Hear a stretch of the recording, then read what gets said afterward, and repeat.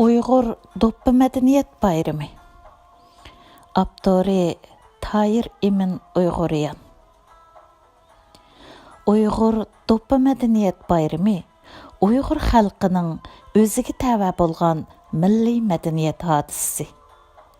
2010 yıldan başlap Uyghur ili və dünyanın hər qaysı joylardakı medeniyet pərvər zatlar tərəfindən təbriklənib. Doppa bayrimi barlığı kelgen şərait, yani 2010 yılı 5. ay Uyghurlarning milli özlük və kimlik haqqında izdinish qizg'inligi yuqori bo'lib atgan. Ammo konkret və əməliyyatçıl bo'lgan quruluş xarakterlik an'anaviy milli madaniyatga isloh qilish və yenilik yaratish ro'yini birlashtirib, varislik qilish kamchil bo'lib atgan bir mezgil edi. Mushundaq chaqda Tahir Imin başçılığındaki yosh ziyolilarning tashabbusi bilan Doppa bayrimi ideyasi o'ttirg'i qo'yilib, tadqiqot va faoliyatlar tashkillanib, Uyg'urlarning yangi asrdagi madaniyat uyg'onish harakatiga bir qadam ilgirlagan holda turtki bo'ldi. Yoshlarga qayta hayotiy kuch qizg'inligi va kuchlik kayfiyat baxsh etdi. Doppa bayrimi munosabati bilan Uyg'ur elining har qaysi joylarida, Xitoyning ichkari o'lkalarida yashayotgan 100 minglagan Uyg'ur o'quvchilar orasida, chet elda muhojiratda yashayotgan ilg'or va millatparvar Uyg'urlar orasida turli shaklda madaniyat, san'at tabriklash faoliyatlari o'tkazilib, kuchlik qizg'inlik asosidagi birlik ham o'zini boshqa madaniyat egalariga tonitish harakati qo'zg'aldi. Hatto yerlik doiralarni dastlabda qandoq muomala qilishni bilmaslik, boshqarishga amalsiz qilishga, hatto cho'ng so'rinlarda Doppa bayramini tabriklash faoliyatlariga sukut qilishga majbur qildi. Chunki Doppa bayrami Uyg'urlarning qonunliq, madaniy va ilmiy bo'lgan madaniyat qo'g'dash hodisi bo'lganligi uchun uni oshkor cheklash mumkin emas edi. Doppa madaniyati Uyg'ur milliy madaniyatining muhim yadrosi va tipik simvoli. Uyghur Doppa MedinMediniyet Bayrimi arab, ingliz yoki hindi qatorliq boshqa har qanday madaniyatni emas, Uyg'ur milliy madaniyatini manba qilgan.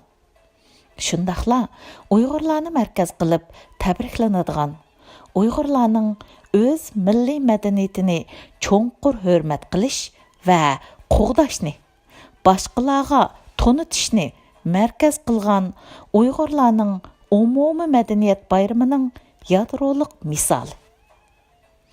Doppa bayrami tabriklanayotgan yillardan beri Doppa bayrami haqida nurg'un faoliyatlar o'tkazildi. Uning ijtimoiy orqa ko'rinishi va bugungi zamon Uyg'urlarning siyosiy va madaniy hayotiga ko'rsatgan ta'siri haqida tadqiqotlar elib berildi. Uyghur Doppa MedinMediniyet Bayrimi orqali Uyg'urlarning o'z kimligi, milliy tavalligi va madaniyat xosligi, o'zlik ingini tonish va milliy ruhni kuchaytirishda ijobiy rol o'ynadi.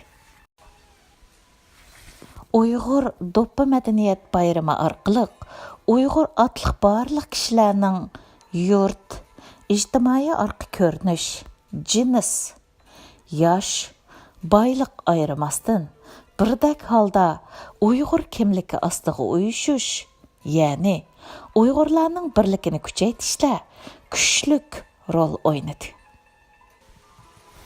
Uyghur Doppa MedinMediniyet Bayrimi qonuniy va zamonaviy bo'lgan madaniyat hodisasi.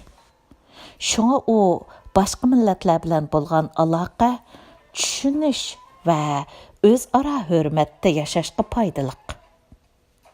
Bir qism yoshlar orasida Doppa və Uyğur ənənəvi milli mədəniyyətiga qarta düşənməslik, hətta doppı kiygüçülərni көзгө ilmaslıqdək qarashlarga bərhəm berdi.